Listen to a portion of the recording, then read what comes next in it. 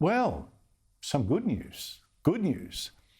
The latest news poll shows support for Labor's voice is still sinking from 56% at the start of the year to 53% now. Now, that's true. It's still popular, clearly. Or so people tell the pollsters. I think a lot of people might be too scared to actually say they're against it. But remember this. To get this voice, this kind of Aboriginal-only parliament, written into the Constitution, Labor needs to hold a vote, a referendum, by the end of the year. And to succeed, most people in most states must vote yes, as well as there being an overall majority of 50% plus. So most people in most states. If you look at that figure, that's now looking less and less likely. Joining me is Warren Mundine, head of the No Campaigning Group, Recognise a Better Way. Warren Mundine, always great to catch up with you. Why is support for the voice falling? Well, it's really funny because it's all because they're shooting themselves in the foot.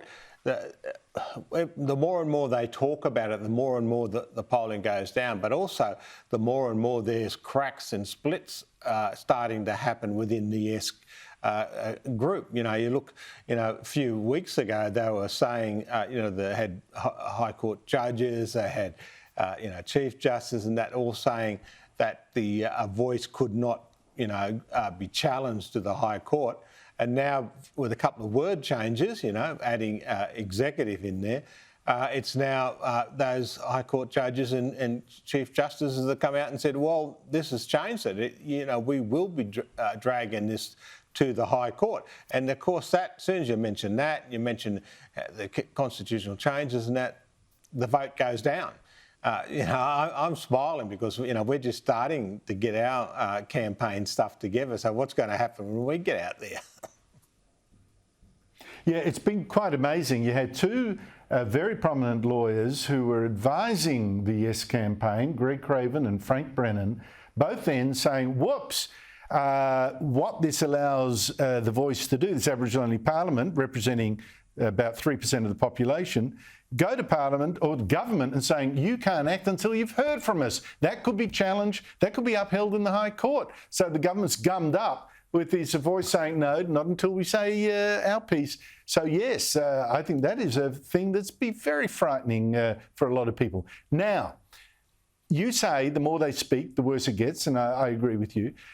But the Albanese government is doing everything it can, it seems to me, to stifle your No campaign. For one, no public funding, and they know that corporates are too scared of the left to give you money or much money. And you still do not have tax-deductible status on donations to you, whereas the Yes campaign, it does, the Australians for Indigenous Constitutional Recognition. What do you think's going on there? Oh, look, you've got to be quite honest. It is stacked against us. It's deliberately stacked against us by the Albanese government with their Albanese referendum. And this is why I'm smiling, because even with all this stacking against us and also threatening to bring in laws and that will stop us from doing our ads and and they actually banned some of our ads on Facebook and that.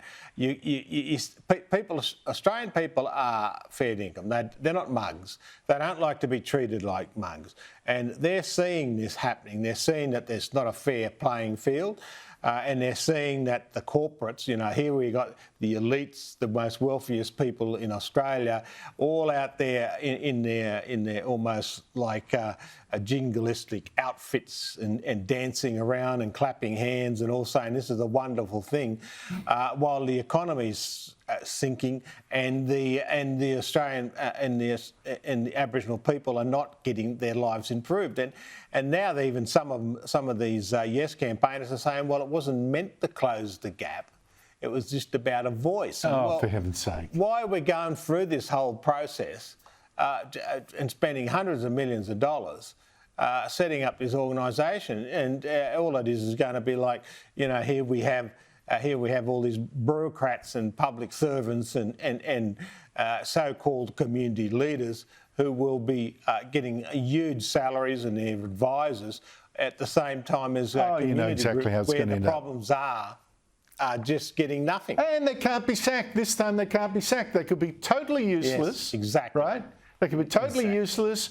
They could be as bad as ATSIC used to be, and this time they can't be sacked. They're loving it. They're loving it. And there's no direct elections to the Voice. They select each other. The Aboriginal aristocracy, they'll be in there with their shiny bottoms, calling the shots. I mean, what's gravy? No direct elections. Aborigines are disenfranchised here. I think it's a disgrace. We'll talk about that aspect of it next time, Warren, because it is a disgrace. It is a disgrace. Thank you so much for your time. Really appreciate it.